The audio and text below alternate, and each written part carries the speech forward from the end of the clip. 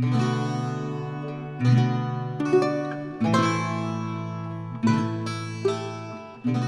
found Sound of the Sky's use of the legend of the Fire Maidens to be interesting. Not only does it help to provide a cultural identity for Sais and the Romans to some extent, but it also serves as misdirection. When I say misdirection, I'm referring to Sais' version of the legend. In that specific tale, the maidens sacrificed themselves in order to save the townsfolk, and those same townsfolk aid them by dousing them in water until the flames go out.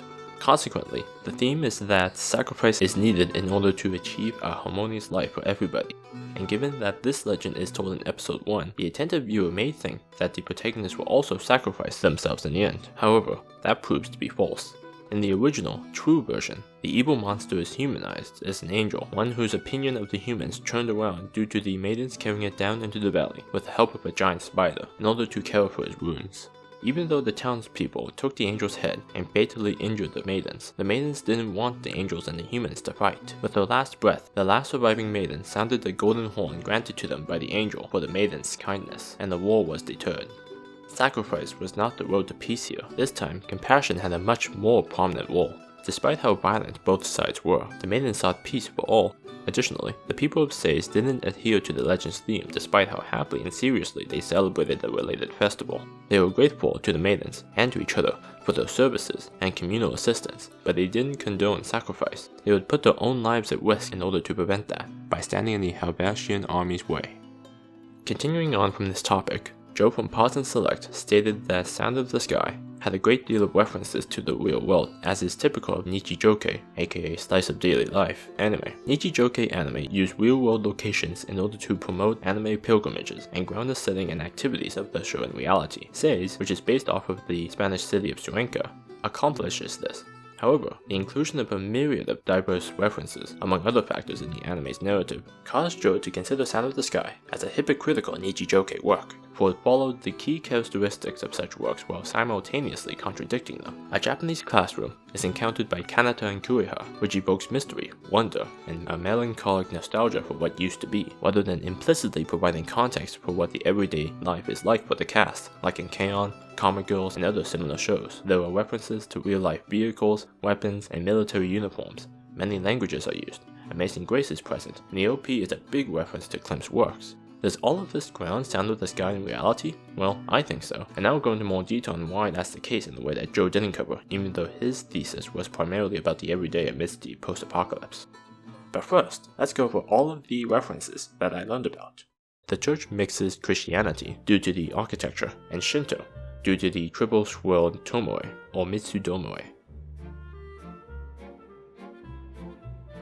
Because of the resemblance of the tomoe to swirling water, it was regarded as a protection against fire, which may explain his frequent appearance on the roof tiles of shrines, temples, and the homes of the upper classes. Another reason that the tomoe is a common symbol in Shinto is because shrines of Hachiman, the guardian kami of warriors, were spreading rapidly across Japan. This expansion coincided with the growth of the samurai class for 3 centuries after the Fujiwara period, which existed during the 10th and 11th centuries AD. Perhaps because the tomoe resembled a piece of armor, Hachiman shrines adopted it, which contributed to its frequent appearances in Japan. It didn't stop there though, since other shrines also adopted the crest during the Sengoku period, which took place in the middle of the 15th century. This action appears to have been taken in order to protect the shrines from armed bands, since samurai would respect the property upon seeing that crest. The tomoe became so common in Shinto and Japan, it would even be placed on shrine equipment. So the presence of a mitsudomoe in the church could serve as a reflection of the presence of a military outpost in Sais. It could be a ward against attack, or maybe it has no explicit meaning to the church. This last possible interpretation is one that I'll come back to later on. Many other references exist in Sound of the Sky, such as World War II German Army uniforms, Stahlhelm helmets, Carabiner 98Ks, MP40s, MG42s, a Volkswagen Kubelwagen, a Zundap motorcycle, German Panzerkampfwagen B Panther tanks, US M3 Grant tanks, M1 Garand rifles, and M1 911, French, English, Japanese, and German, Toro Nakashi, Helvetia possibly being a part of Japan, Helvetia being the female national personification of Switzerland, Interesting that our female protagonist lived in a country whose name is that of an armed icon, not to mention that the Helvetii was a Celtic tribe that lived in northern Switzerland and were defeated and subjugated by Julius Caesar's Roman forces for the offense of trying to migrate into his governed lands.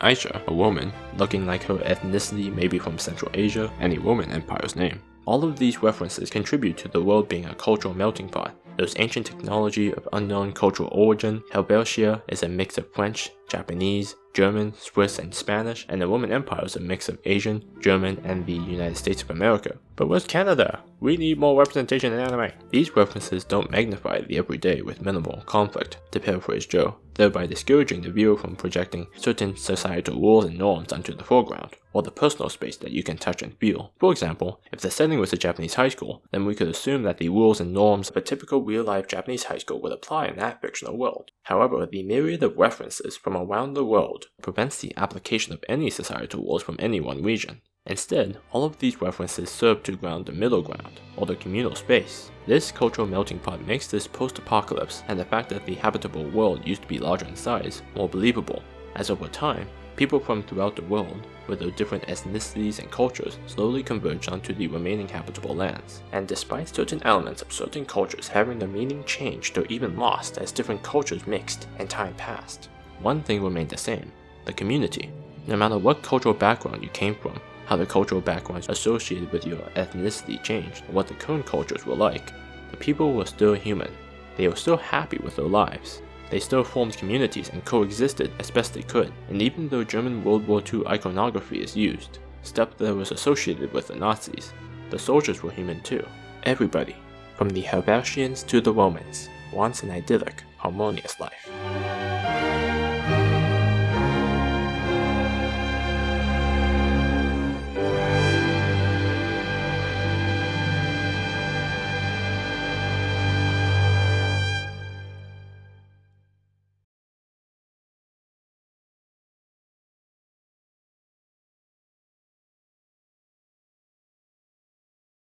And finally, we end with the characters. Kureha is a serious, no-nonsense girl who wanted to be the best soldier she could be so that she could live up to her father's brave deeds in the military. That's why she idolized Klaus and Rio. Klaus for his manliness and fortitude as the Desert Wolf, and Rio for a strict, strong leadership. However, due to bad luck, or rather good luck, Kureha was stationed far away from the action in a ruined outpost with a bare-bones platoon, 2 soldiers who didn't act like soldiers, no tank, and scarce supplies and weaponry. Because of all this, as well as Felicia's desire to foster a family, Kureha grew to regard the platoon as such. Her obsession with military conduct further decreased when she became friends with and lived alongside the jubilant Kanata, and in their place came empathy and friendship.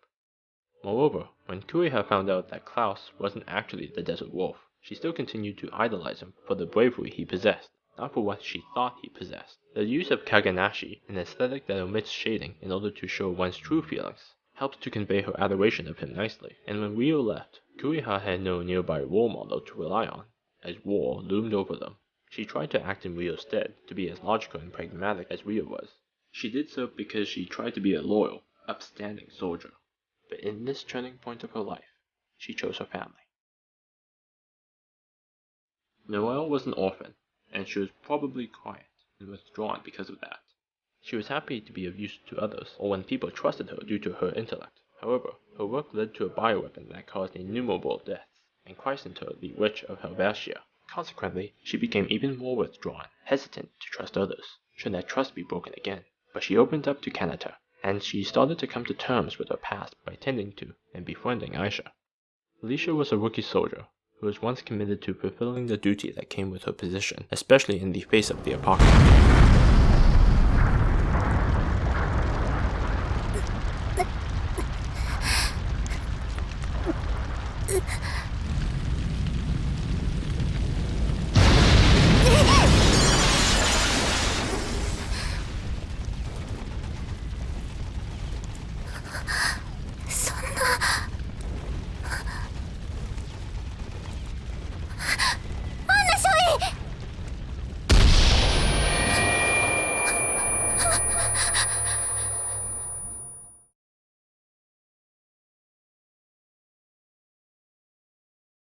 Traumatized and trapped below the surface in darkness, she lost hope and was contemplating suicide. But Ilya appeared from above, a light of hope illuminating the darkness. Ilya saved Felicia from despair, just like how she instilled hope in the young Kanata. If only we got here sooner. The deaths of her friends weren't predestined. It was just a misfortune that Ilya didn't arrive sooner. So why did they die? Why did I alone survive? What meaning lay in my survival? And Felicia came to the conclusion that life has no inherent meaning, which liberates one into deciding their own meaning in life. And Felicia was committed to fostering and protecting a family, away from the destructiveness of war. That's why she's stationed far away from the border and major settlements. Noelle is here so that she can be alone, and to be away from situations where her abilities would prove to be devastating yet again. You could say that they both ran away. That's definitely what Rio did. Rio lost her mother to a con artist who pretended to be a priest. As a result, Rio distrusted people of religion. In fact, she detested the concept of fate. She hated being controlled by unopposable forces. She resented her sister for dying out of her duty as a princess and out of selflessness, which led to her sacrificing her life in order to save a young boy. That's why Rio was frustrated that she would be the Fire Maiden, for she would act in a role of sacrifice. Rio didn't want to have anything to do with her royal blood, for it killed her sister and left her mother in perpetual longing. She didn't want to be a fool who believed that faith will win out in the end. This all changed when Kanata entered the picture. In order to save Kanata from her sickness, Rio decided to trust Yumina to save her, which allowed Yumina to become a regular visitor at the Clock Tower Fortress. An important part of the community was accepted and befriended. Rio prayed for her diseased family's return to the spirit realm, which surprised the priest and prompted him to visit the fortress. Fate was brought up at the end of episode 6, as the two subplots came together in surprising ways. Kanata inspired Naomi's idea to drive off some dangerous gangsters, the gunshots made Michio fall, Michio's near fall sent rocks onto the gangsters' car and scared them off further, and the puzzle box which was recovered from those gangsters was given to Michio, who forged a motherly bond with Yumina, with the hair ties contained in that box. There were so many connections during that day. How could it not be fate? Both subplots were resolved because the other existed. Rio even contemplated on how she was deployed to the same platoon responsible for creating her mother's beloved Calvados, which her platoon is now currently distilling. The topic of fate is brought back in episode 10, during which it was revealed that the old woman was waiting for her lover to return for much of her life, even though it seemed obvious that he would never come back. She never lost faith in his promise, and she passed away in peace, like she had joined her lover in the white afterlife. That absolute faith in his promise, and her contentedness with the joy contained in those happy memories, motivated Rio to have faith too, and to escape this unstable, toxic harmony that she had created. Recall that Rio ran away to the fortress in order to avoid her responsibilities as a princess. She pushed her past and background away whenever they appeared. She was alright with Ilya's bell being lost. She ignored the letters. She hung up on her father. She wildly played the trumpet in order to bury her fears. Felicia shielded the platoon and Rio from the consequences of Rio's fear, and so she was complicit in Rio's actions. Rio burned the leather in order to cook some sweet potatoes, as if she wanted to convince herself that running away was the right thing to do. Episode 8, while a fun episode, is one that embodies the toxic, unstable harmony that Rio had created. The slow life of the platoon would soon be disrupted by a call from military authorities. This was a recognition of sorts that the platoon had value. But if they missed this call, then mobilization would ensue under the presumption that the outpost was attacked. That's a lot of pressure for not missing a minute of winging that will come at any time. Despite this great task, nobody is stressed out over it. Kureha, Felicia, and Rio went off on errands, Noelle took a nap in the washroom, Kanata only cared out of loyalty to her friends and to do her best for them, and Rio was annoyed that she had to answer it in place of Kanata. Kanata had to stay by that phone at all times, and multiple events threatened to destroy everyone's harmonious life, not to mention that she had to use the bathroom, but alas, it was too far away for comfort. In a similar situation to the ill-prepared Japanese government before the 2011 Tohoku earthquake, the instability and toxicity of the situation continued to increase over time, and finally, the floodgates burst open. どうして？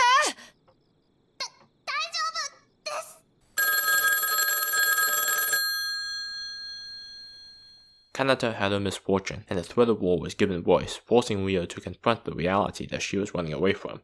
The everyday was disrupted. This disruption would have ripple effects, as Rio lost her cool as a leader during the storm, and continued to lack composure afterwards.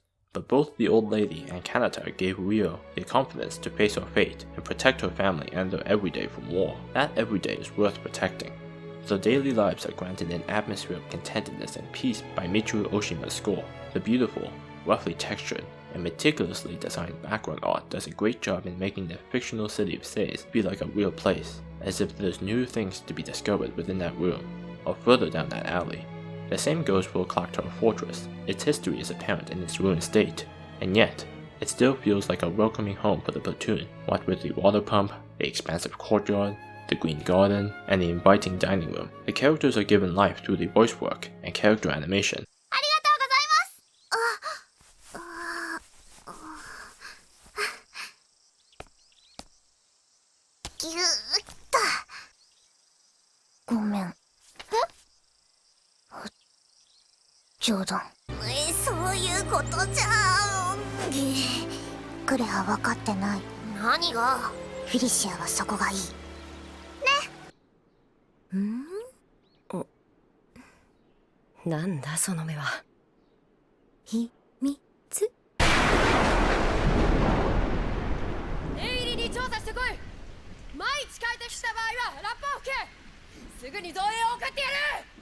The latter of which was due, in no small way, to the talents of Toshifumi Akai. He debuted as character designer on Sound of the Sky, and because of his deep admiration for Yukiko Horiguchi, he even credited himself under the pseudonym Horiguchi's God at one point in time. He changed the original character designs so that they would be easier to animate. I think he did a good job as chief animation director in imbuing vitality in the characters, and it's because of the liveliness in their movements that we are entertained by them, empathize with them, and want them to have all the best. That's why we support Ryo's hard decision. It's sad to see her go, but we want her to succeed. And Ryo dared to challenge her fate that she must be a diplomatic hostage, as Kureha put it, for she promised to come back home.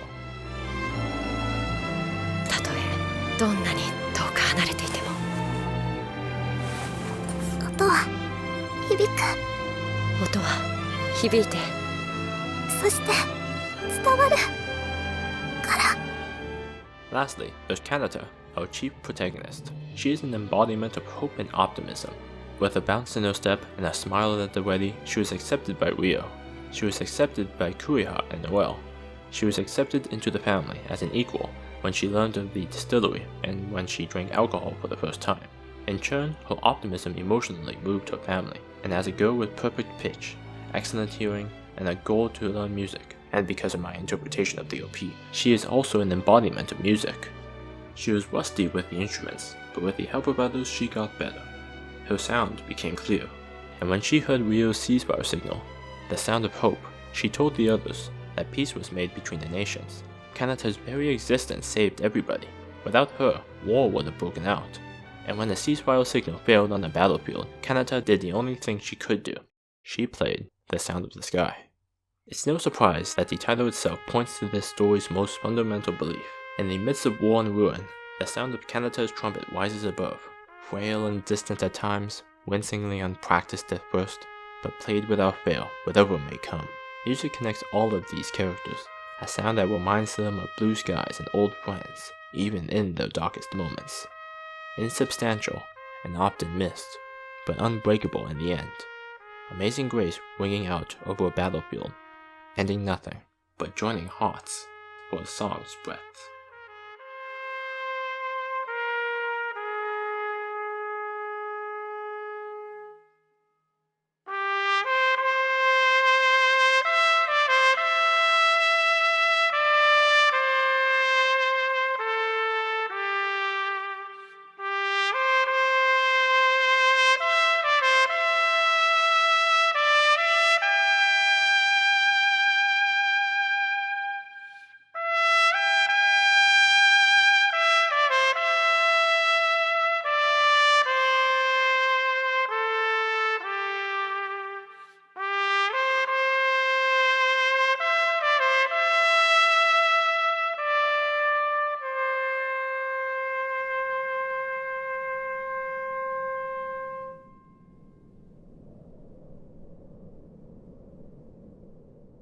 It is because of a desire for harmony that harmony was achieved for all, and Ryo's faith was rewarded. She came back. She fulfilled her promise. The platoon returned to a state of zero, but one that was more stable and joyful than the last. To end this video, I wanted to return to the OP in ED. According to Jeff Liu, a good OP should be one that conveys the anime's appeal and themes, and primes the viewers for the upcoming episode. It should also give you reasons to care about the anime, such as interesting character designs, great storyboarding, and excellent animation. While OPs tend to be more visually dynamic, EDs tend to have simpler visuals that are easy to understand. There is usually less movement in EDs, both in character animation and changes in background art. This is necessary in order to ease you out of the episode, help you relax, and appreciate what you just watched, and let the episode's extensive staff credits be shown clearly. Even the Yashike anime, which are known for having slow pacing, follows this pattern. Amanchu, Yuru Camp, Flying Witch, Girls Last Tour, Yokohama Shopping Log. Although Aria the animation doesn't have a proper OP in favor of Yui Magno's Undine song playing over shots of Neo Venezia, which still primes the viewer for the soothing, relaxing episode ahead. Aria's ED is still pretty simple from what I recall. However, Sound of the Sky is interestingly different, and this difference is one of the two reasons, the other reason being the Mitsudomoe, for why I wanted to make this video. Sound of the Sky's OP is very simple, as it's composed of panning shots of her background art, and there's very little animation to be had. Meanwhile, the ED has a lot of different backgrounds and a lot of character animation. Hikari no Senritsu is a slower, more pensive song compared to the upbeat Girls Be Ambitious song. In other words, the OP was structured like an ED, and the ED was structured like an OP. And even though the OP still primes the viewer for a serious, engaging story, while reflecting the theme and general outline of the anime, the OP is structured as it is because it is the end. It has an atmosphere of ancient times due to the gold paint and the textures, not to mention both the OP's visuals and song being used in the legend. It references old art and mythological figures, and even Calafina has changed since 2010, as Yuki Kajiura, the group's founder and producer, left the Spacecraft Produce Talent Agency on February 21st, 2018, and singer Keiko Kubota left the group effective April 1st, 2018. The beginning is the end, and the end is the beginning. The ED always featured Akai's character designs for the characters, and that's because the anime wants to send us off with a reminder of their youthful energy, of their ambitions for the future. There is a desire for harmony here, and the girl's dreams are in service of creating a new harmony. Kuriha wants to be a physician so that she can heal others and keep those victims' harmonious lives intact, just like what her mother did for Kuriha's father among other patients. Noelle wants to be a pretty bride and form a new bond of trust, one denied her by her upbringing. Felicia wants to continue being a supportive mother and to provide a home for them all to come back to whenever they wish for it. Yumina wants to be a tailor. She is not bound to her fate as a priestess. Klaus wants to be a farmer so that he can create and tend to life, and eat all the fruits of his labor, rather than just carry messages and mail all the time. Seiya wants to marry Kanata. Oh, that sweet boy. Maria wants to be a master craftswoman like her father and sell it in Naomi's shop. Wait. Maria Seiyu, Haruka Tomatsu, sings the ending song, and in The Sound of Music, Maria sings the title song. So that's why this minor character sings Girls Be Ambitious. It's another reference! Anyways, Rio wants to escape the fate set in stone by the apocalypse. She wants to find a new land, so that humanity can keep living, so that her family can keep living. As for Kanata, she has single-mindedly pursued music. She's always optimistic, compassionate, patient, caring, loving, forgiving, and accepting. She is the sound of the sky. She is harmony. So I'm not surprised that in her pure innocence, she doesn't have a dream of her own. That's why she wants to follow Rio's dream. She wants to be with everyone forever. A dream not unlike other innocent, simple, and youthful dreams. And Rio hopes that she can grant her the time and opportunity to find her dream, her own happiness, her own life. Perhaps it's fitting then that Kanata is the Fire Maiden this time around. She sacrificed the possibility of a unique dream in order to follow Rio's. But just like how Rio defied that fate, Rio hopes that Kanata will find her own dream someday. They will all follow their dreams in order to find their own harmony.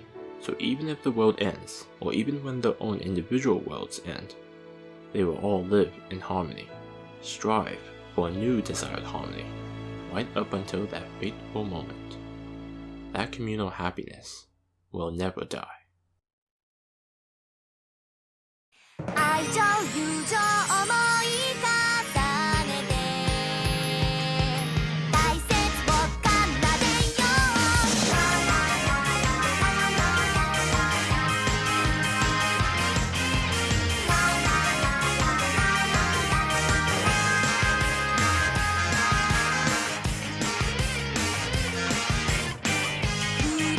く